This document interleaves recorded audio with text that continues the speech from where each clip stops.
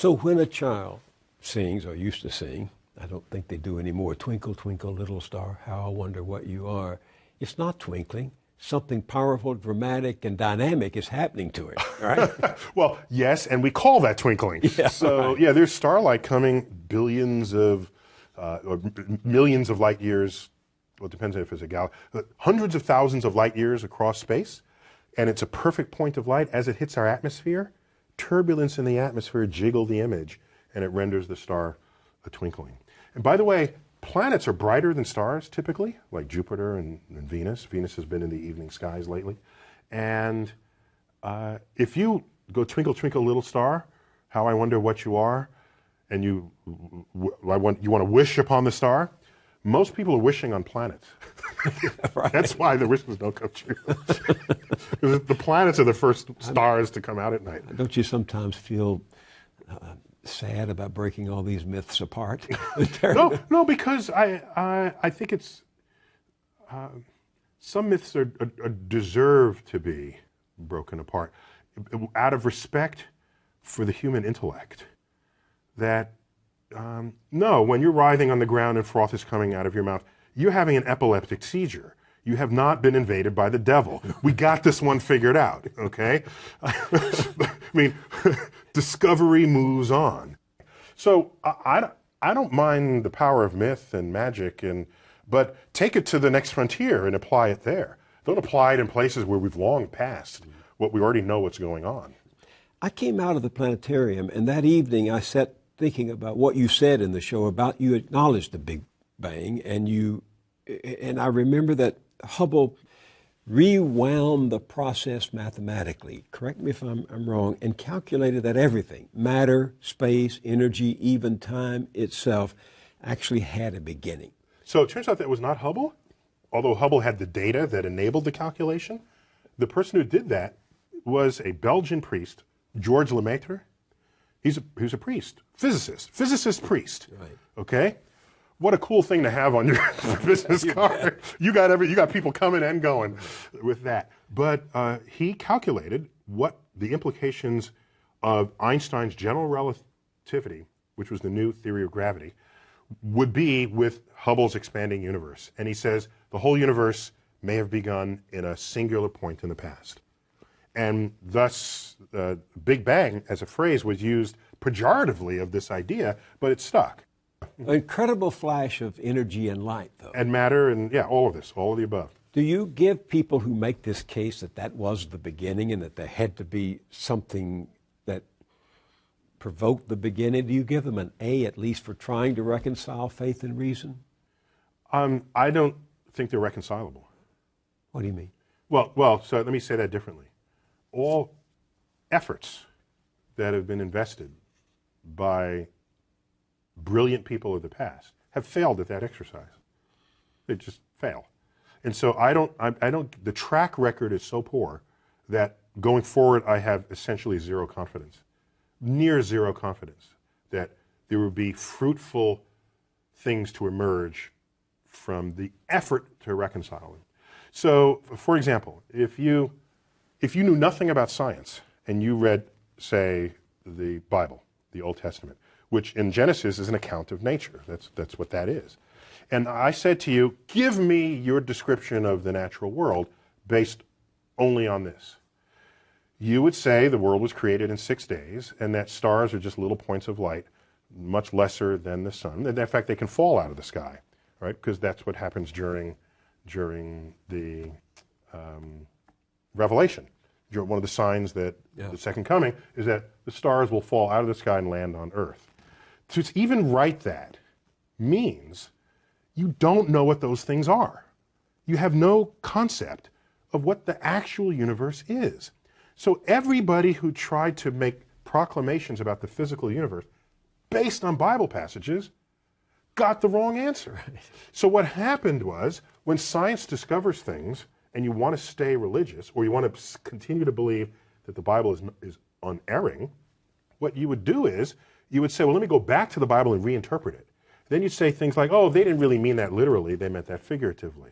So this whole sort of reinterpretation of how figurative the poetic passages of the Bible are came after science showed that this is not how things unfolded. And so the educated religious people are perfectly fine with that. It's the fundamentalists who want to say that the Bible is the literal truth of God and want to see the Bible as a science textbook, who are knocking on the science doors of the schools trying to put that content in the science. Enlightened religious people are not behaving that way. They're saying, yes, science is cool, we're good with that, and use the Bible to get your spiritual enlightenment and your emotional fulfillment. I have known serious religious people, not fundamentalists, who were scared when Carl Sagan opened his series with the words, "The cosmos is all that is, or ever was, or ever will be." That scared them because they interpret that to mean then if this is it, there's nothing else, no God and no life after. For religious people, many people say, well, God is within you, or God, there are ways that people have shaped this, rather than God as an old gray-bearded man in the clouds. So if God is within you, what I'm sure Carl would say, in your mind, and we can measure the neurosynaptic firings when you have a religious experience. We can tell you where that's happening, when it's happening, what you're feeling like at the time. So your mind, of course, is still within the cosmos. But do you have any sympathy for people who seem to only feel safe in the vastness of the universe you describe in your show if they can infer a personal God who makes it more hospitable to them, who cares for them? In this, what we tell ourselves is a free country, which means you should have freedom of thought. I don't care what you think. I just don't. Go think whatever you want. Go ahead. Think that there's one God, 2 gods, 10 gods, or no gods. That is what it means to live in a free country. The problem arises is if you have a religious philosophy that is not based in objective realities that you then want to put in the science classroom. Then I'm going to stand there and say, no, I'm not going to allow you in the science classroom. I'm not telling you what to think. I'm just telling you in the science class, you're not doing science. This is not science. Keep it out. That's when I stand up. Otherwise, go ahead. I'm not telling you how to think. I think you must realize that some people are going to go to your show at the planetarium and they're going to say, aha, those scientists have discovered God, because God, dark matter, is what holds this universe together. So is that a question? It's a statement. You know they're going to say that. So the history of discovery, particularly cosmic discovery, but discovery in general, scientific discovery, is one where at any given moment there's a frontier. And there tends to be an urge for people, especially religious people, to assert that across that boundary into the unknown lies the handiwork of God. This shows up a lot.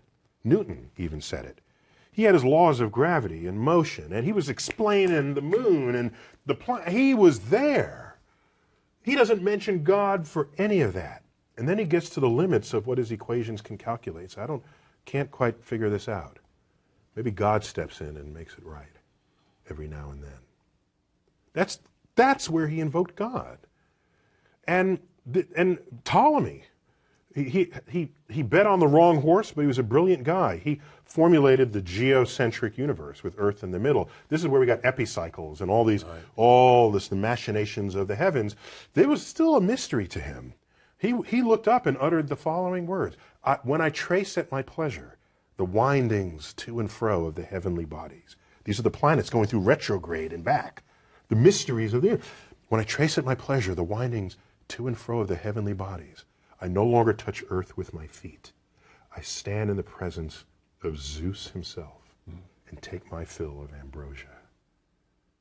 What he did was he didn't invoke Zeus to account for the rock that he's standing on or the air he's breathing. It was this point of mystery, and in gets invoked God. This, over time, has been described by philosophers as the God of the gaps. If that's if that's where you're going to put your God in this world, then God is an ever-receding pocket of scientific ignorance. If that's how you're going to invoke God, if God is the mystery of the universe, these mysteries, we're tackling these mysteries one by one. If you're going to stay religious at the end of the conversation, God has to be more to you than just where science has yet to tread. So to the person who says, maybe dark matter is God,